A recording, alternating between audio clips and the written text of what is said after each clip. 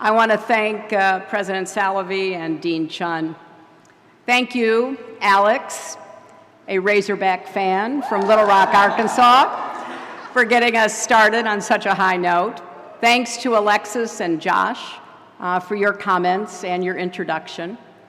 Thanks to all of the family and friends here today for allowing me to share this happy occasion. And good afternoon to everyone joining us by live stream from around campus. But most of all, congratulations to the class of 2018. I am thrilled for all of you, even the 3 of you who live in Michigan and didn't request your absentee ballots in time.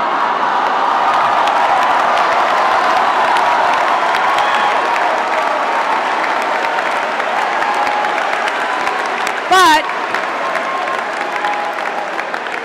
before I go any further, I just want to be sure, did the students from the new colleges make it here?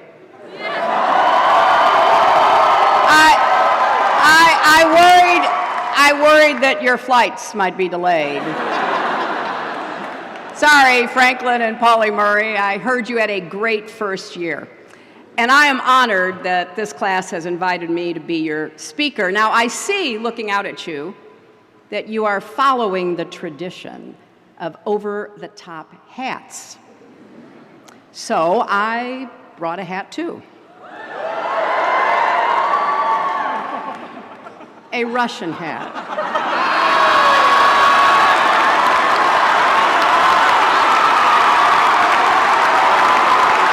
Right?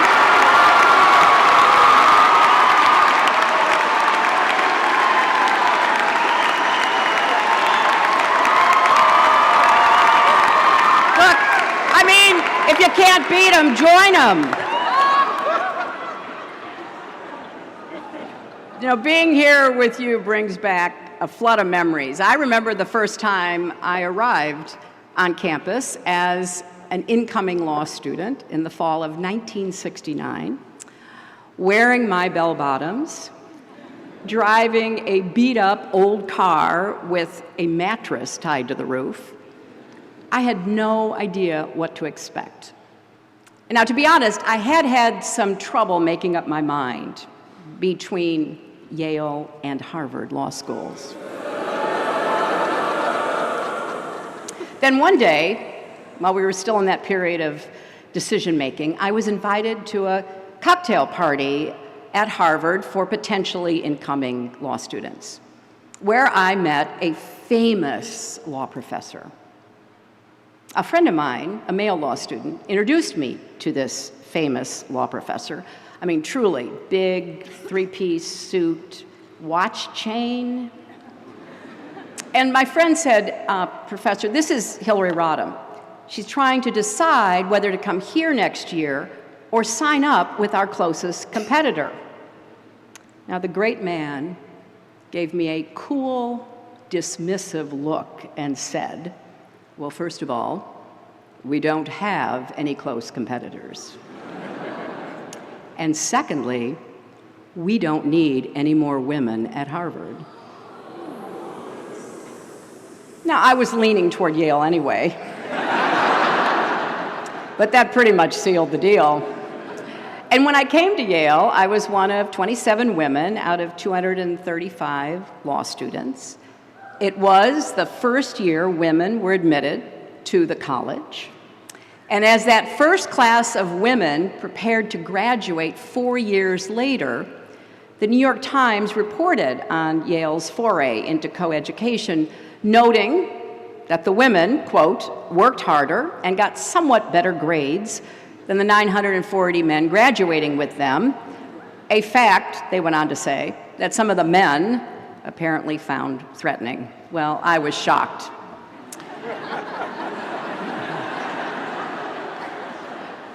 But over the years, Yale has been a home away from home for me, a place I've returned to time and again. I spoke to Class Day back in 2001 on the 300th anniversary of the university. And I hope that that will be the case for many of you as well. This school has been responsible for some of my most treasured friends and colleagues, people like Jake Sullivan and Harold Coe.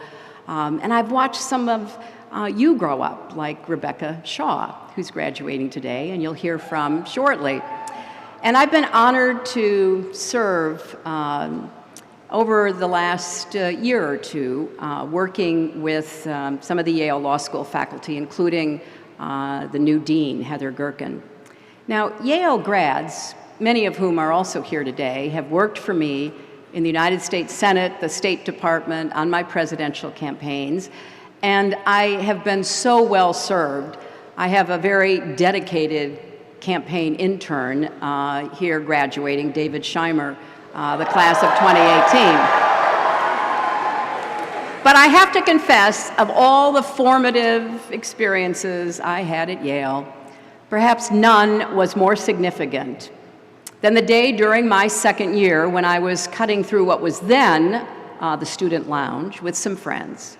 And I saw this tall, handsome guy with a beard who looked like a Viking.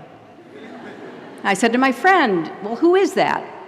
And she said, "Well, that's Bill Clinton. He's from Arkansas, and that's all he ever talks about." And then, as if on cue, I hear him saying, "And not only that, we grow the biggest watermelons in the world." And I was like, who is this person? But, you know, he kept looking at me, and I kept looking back. And so we were in the law library one night. I was studying.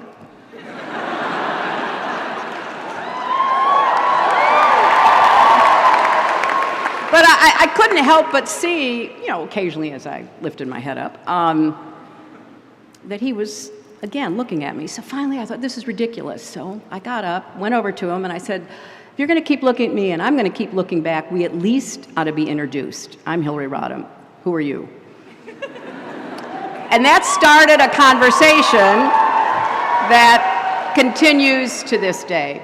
Now, it was also here at Yale that I saw a flyer in the law school on a bulletin board that changed my life. Now, some of your parents and grandparents may remember flyers and bulletin boards.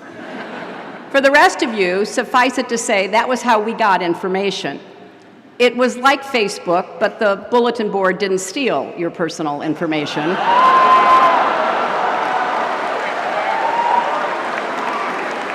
So, one day, I saw a note about a woman named Marian Wright Edelman, a Yale Law School graduate, civil rights activist, who would go on to found the Children's Defense Fund. Marian was coming back to campus to give a lecture. I went. I was captivated to hear her talk about using her Yale education to create a Head Start program in rural Mississippi. And I wound up working for her that summer, and the experience opened my eyes to the ways that the law can protect children or come up short. Because like many of you, I learned just as much outside the four walls of the classroom as I did sitting in a lecture hall. And I discovered a passion that has animated my life and my work ever since. Now, a lot has changed since I was here. In 2019, Yale will celebrate the 50th anniversary of the matriculation of women at the college and the 150th anniversary of the first women graduate students at Yale. And I heard that Yale officially changed the term freshman to first year. I also heard, amazingly, that the Duke's men and the Whiffenpoofs have started welcoming women.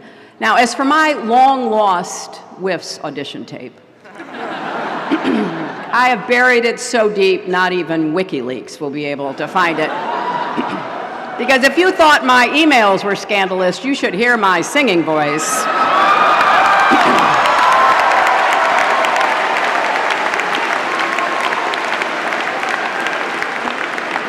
I find it very exciting that today's graduates hail from all 50 states, the District of Columbia, Puerto Rico, Guam, and 56 other countries. And in your 4 years on campus, you've survived late nights in the Bass cubicles and early mornings in the Sterling stacks. You've trekked up Science Hill. Maybe you've even found love at the Last Chance dance. And now you're ready to take on your next adventure. But maybe some of you are reluctant to leave. I understand that. It's possible to feel both. Because the class of 2018 is graduating at one of the most tumultuous times in the history of our country. And I say that as someone who graduated in the 60s. I recently went back and looked up those famous lines from Charles Dickens in A Tale of Two Cities because, I usually end after saying it was the best of times, it was the worst of times. But it goes on. It was the age of wisdom. It was the age of foolishness. It was the epoch of belief. It was the epoch of incredulity. It was the season of light. It was the season of darkness. It was the spring of hope. It was the winter of despair. Now, Dickens was writing about the years leading up to the French Revolution, but he could have been describing the ricocheting highs and lows of this moment in America. We're living through a time when fundamental rights, civic virtue, freedom of the press, even facts and reason are under assault like never before. But we are also witnessing an era of new moral conviction, civic engagement, and a sense of devotion to our democracy and country. So here's the good news. If any group were ever prepared to rise to the occasion, it is you, the class of 2018. You've already demonstrated the character and courage that will help you navigate this tumultuous moment. And most of all, you've demonstrated resilience. Now that's a word that's been on my mind a lot recently. One of my personal heroes, Eleanor Roosevelt, said, "You gain strength, courage, and confidence by every experience in which you really stop to look fear in the face. You are able to say to yourself, I have lived through this horror. I can take the next thing that comes along." Well, that's resilience. And it's so important because everyone gets knocked down. What matters is whether you get back up and keep going. This may be hard for a group of Yale soon-to-be graduates to accept, but yes, you will make mistakes in life. You will even fail. It happens to all of us, no matter how qualified or capable we are. Take it from me. I remember those first months after that 2016 election were not easy. We all had our own methods of coping. I went for long walks in the woods.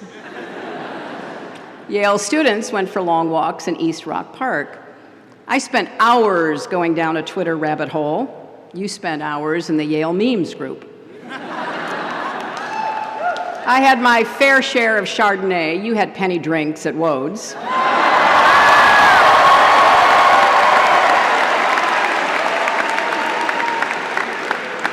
I practiced yoga and alternate nostril breathing. You took psych and the good life.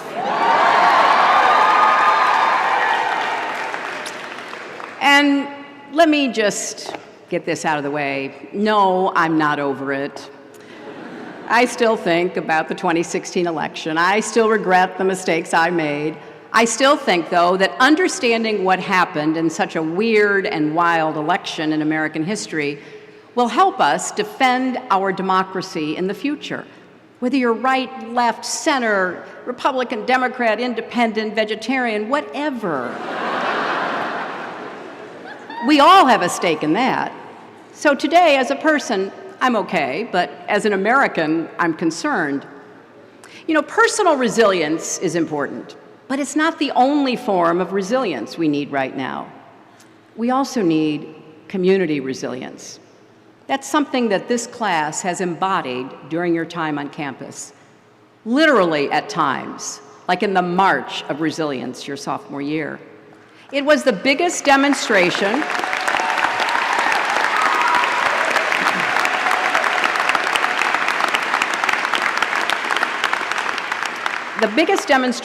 in the history of the school. That's 300 plus years.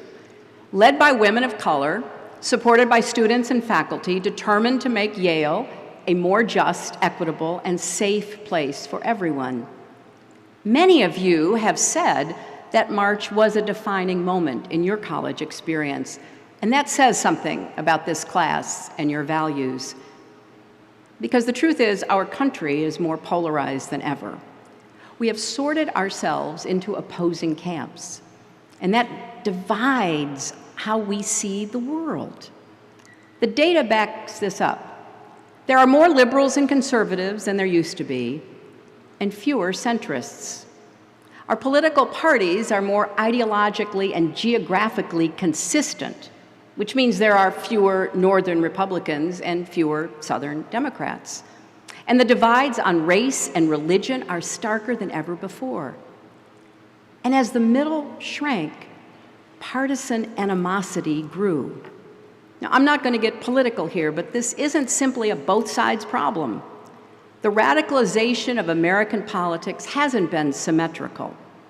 There are leaders in our country who blatantly incite people with hateful rhetoric, who fear change, who see the world in zero-sum terms, so that if others are gaining, well, they must be losing. That's a recipe for polarization and conflict. Our social fabric is fraying, and the bonds of community that hold us together are fractured. This isn't just a problem because it leads to unpleasant conversations over the Thanksgiving dinner table. It's a problem because it undermines the civic spirit that makes democracy possible, the habits of the heart that de Tocqueville found so unique in the American character. I believe healing our country is going to take what I call radical empathy. As hard as it is, this is a moment to reach across divides of race, class, and politics, to try to see the world through the eyes of people very different from ourselves, and to return to rational debate, to find a way to disagree without being disagreeable, to try to recapture a sense of community and common humanity. When we think about politics and judge our leaders, we can't just ask, am I better off than I was 2 years or 4 years ago? We have to ask, are we all better off? Are we as a country better, stronger, and fairer? That's something you've done here at Yale. You've learned that you don't need to be an immigrant to be outraged when a classmate's father, a human being who contributes to his family and his country, is unjustly deported. You don't need to be a person of color to understand that when Black students feel singled out and targeted, we still have work to do. And you don't need to experience gun violence to know that when a teenager in Texas who just survived a mass shooting says she's not surprised by what happened at her school because, and I quote, "I've always felt like eventually it was going to happen here too." We are failing our children. So enough is enough. We need to come together, and we certainly need common sense gun safety legislation as soon as we can get it.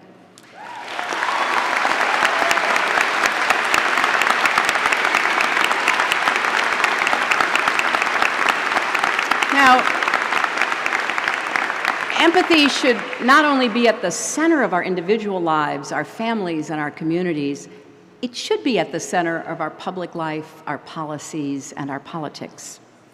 I know we don't always think of politics and empathy as going hand in hand, but they can, and more than that, they must.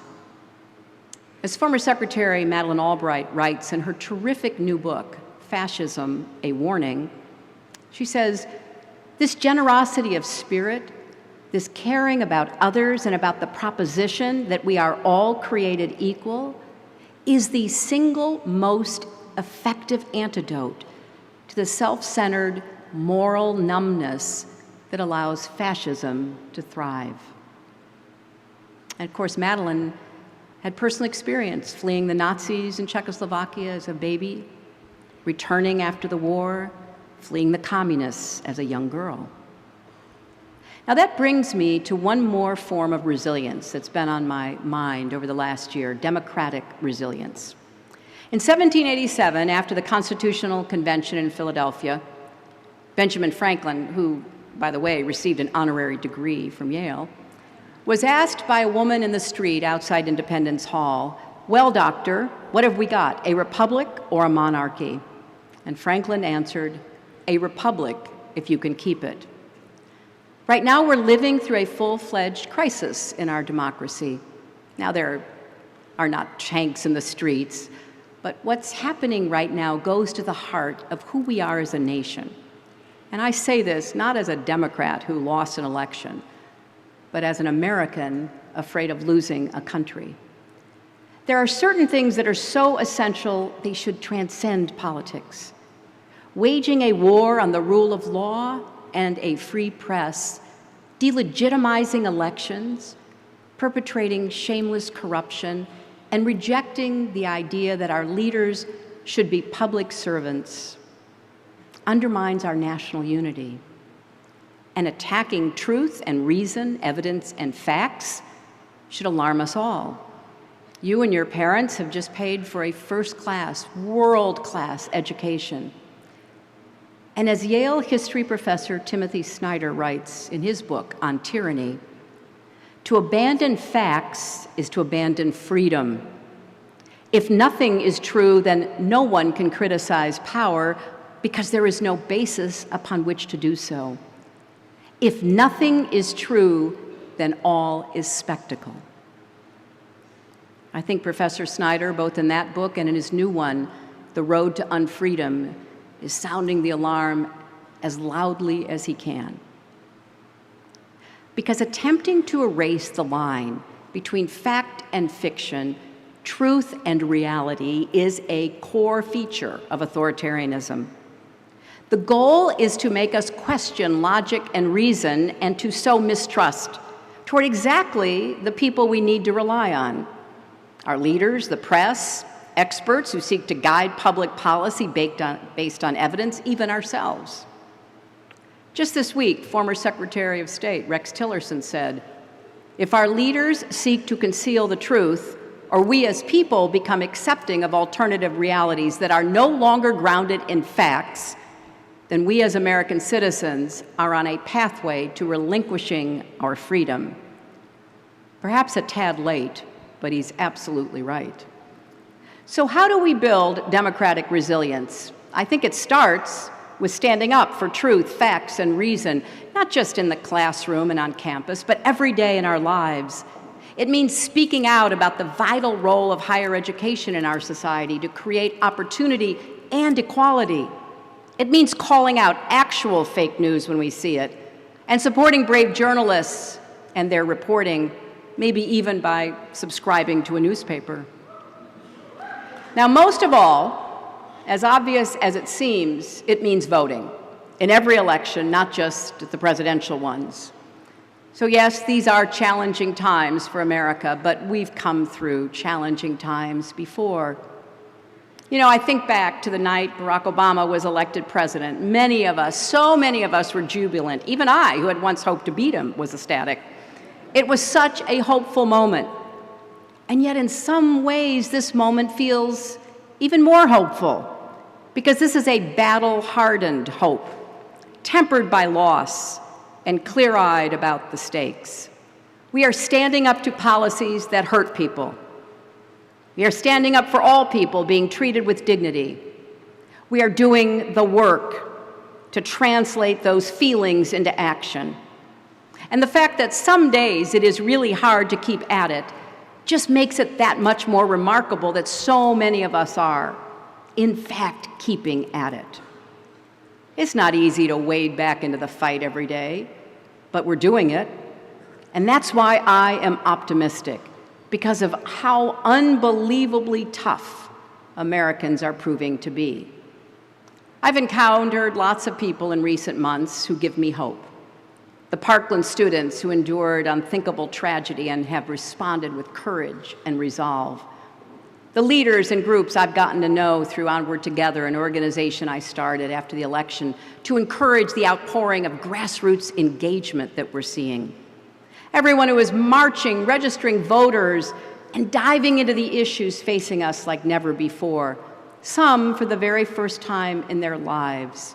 And I find hope in the wave of women running for office and winning, and hope in the women and men who are dismantling the notion that women should have to endure harassment and violence as a part of our lives. So we have a long way to go. There are many fights to fight, and more seem to arise every day. It will take work to keep up the pressure, to stay vigilant, to neither close our eyes nor numb our hearts or throw up our hands and say, someone else take over from here. Because at this moment in our history, our country depends on every citizen believing in the power of their actions, even when that power is invisible and their efforts feel like an uphill battle. Of every citizen voting in every election, even when your side loses. It is a matter of infinite faith, this faith we have in the ability to govern ourselves, to come together, to make honorable, practical compromise in the pursuit of ends that will lift us all up and move us forward. So yes, we need to pace ourselves, but also lean on each other, look for the good wherever we can, celebrate heroes, encourage children, find ways to disagree respectfully. We need to be ready to lose some fights, because we will. As John McCain recently reminded us, no just cause is futile, even if it's lost. What matters is to keep going, no matter what, keep going. The Yale you're graduating from is very different from the Yale I graduated from. It's different even from the Yale that welcomed you 4 years ago. 4 years ago, not one of Yale's colleges was named after a woman. Today, students are carrying on the legacy of a trailblazing LGBT civil rights activist at Pauli Murray College and celebrating one of Yale's own hidden figures at Grace Hopper College, named after the naval officer who happened to be one of the first computer programmers in America. Those changes didn't happen on their own. You made them possible. You kept fighting, you kept the faith, and because of that, in the end, you changed Yale as much as Yale changed you. And now it's time for you to make your mark on the world. I know the best for you, for Yale, and for America is yet to come, and you each will have a role to play and a contribution to make. Thank you, and congratulations.